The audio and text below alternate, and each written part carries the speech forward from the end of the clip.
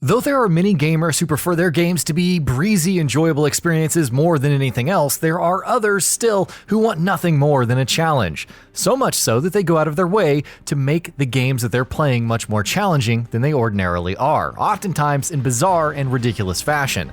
In this feature, we'll be taking a look at gamers who did just that. Sekiro: Shadows Die Twice. It's not like Sekiro is a game that is lacking in challenge, not by a long shot.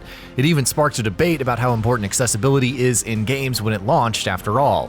But there are some people who clearly felt it wasn't challenging enough. Somehow. Take YouTuber Casium for example. They played Sekiro and beat some of the game's hardest bosses, but they did so using a steering wheel controller. Yes, Sekiro with a steering wheel controller. Super Mario Bros. As it was, and still often is with so many games, especially platformers, Super Mario Bros. Was often all about how many points you managed to finish a level with, or the entire game with. To make things challenging for yourself though, try and beat the game with the lowest possible points total. YouTuber Not Entirely Sure took on that challenge and finished the entire game with just 500 points, which is the lowest possible points total that can be achieved in the game. Dark Souls. You didn't think we'd be doing a feature about challenging games and not mention Dark Souls, did you? Well, there's going to be more than just one Dark Souls entry, so buckle in. This is a game that, in true From Software fashion, can make people want to pull their hair out thanks to how insanely challenging it can be.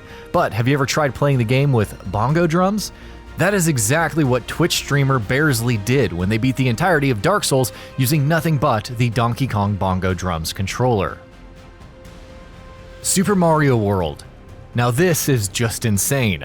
This man isn't playing Super Mario World with a lowest points objective or with a fishing rod. He's literally playing it with his nose. To be more precise, he's controlling Mario and his movements by blowing into a flute with his nose. Every jump, all of Mario's movements, every single action is controlled by blowing air through his nostrils into the flute. There's a lot of deaths, some intense moments, and he even plays some Mario tunes here and there, so a pretty good watch all around. Dark Souls, again. Playing Dark Souls with bongo drums is cool and all, but you know what's even cooler and much more bizarre? Playing Dark Souls, but upside down. Streamer Lobos Jr. flipped Dark Souls and played all of it completely inverted, upside down. Imagine trying to traverse Blight Town this way. Super Mario 64. This is one you've probably heard of. Two Japanese gamers took on the challenge of finishing Super Mario 64 in particularly bizarre fashion, in what was called the Green Demon Challenge. Essentially, you activate a 1-up mushroom, and as soon as it starts following you around, which it does at a pretty quick pace, you try and collect all of the red coins and the stars in a level before the mushroom touches you. It's stupidly pointless, so of course it's also a boatload of fun, especially if you're watching it and not playing it. Pokémon. One of the most popular and well-known techniques of making a Pokémon playthrough more challenging, if higher difficulty is what you're craving, the Nuzlocke challenge. There's a bunch of rules in here that can actually make any playthrough very interesting. For starters, there's permadeath. Any Pokémon that faints, you cannot use again. Then there's the rule that states you can only catch the first wild Pokémon you encounter in any area. Other rules, like not being able to use traded Pokémon and your entire party fainting essentially being considered game over, and many, many others, make Nuzlocke challenge runs in Pokémon games surprisingly enjoyable. If you're among the people who feel Pokémon games have become disappointingly easy of late, and there are many who do feel this way, the Nuzlocke challenge is a great way to introduce some difficulty to the experience yourself. Overwatch. This isn't an instance of an entire playthrough or an extended play session like many other entries in this feature, and more of a single instance of insanity, but it's still worth mentioning. Streamer Rudism hooked up a Nerf bow to Overwatch using a Makey and hopped into a game using Hanzo, and actually managed to get 2 kills with the bow-wielding hero. World of Warcraft. Grinding to level up is part and parcel of almost all RPGs, especially MMOs, but World of Warcraft player Neutral Agent took that one step further. Well, scratch that, they took it a gazillion steps further. So, how you ask? By getting their character to level 100 by doing nothing but picking flowers. Picking flowers using the Herbalist skill offers a teeny tiny amount of experience, and though they did get some extra XP using the pet battle system with other characters, the bulk of their progression came through flower picking, and they never sided with either the Alliance or the Horde. Say what you will, but you've got to admire their patience. Mega Man X and X2.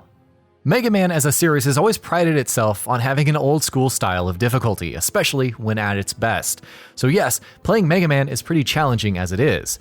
But you know what's even more challenging? Playing 2 Mega Man games at the same time.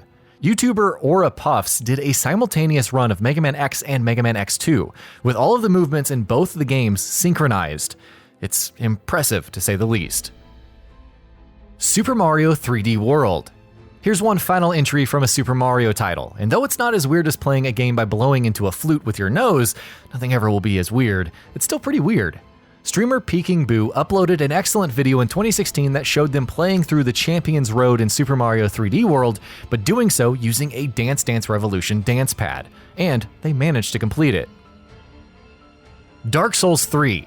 Another Dark Souls entry, also the final one, and this one's also a doozy. It's often said that playing Dark Souls is like fishing. Well, no, it isn't, and no one says that. But YouTuber @Working Yoshi clearly did not get this memo, because they played Dark Souls with a fishing rod controller, more specifically the Bass Pro fishing rod, and actually managed to beat the Abyss Watcher's boss encounter.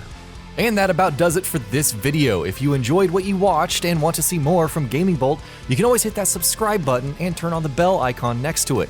That way you will never miss any of our videos.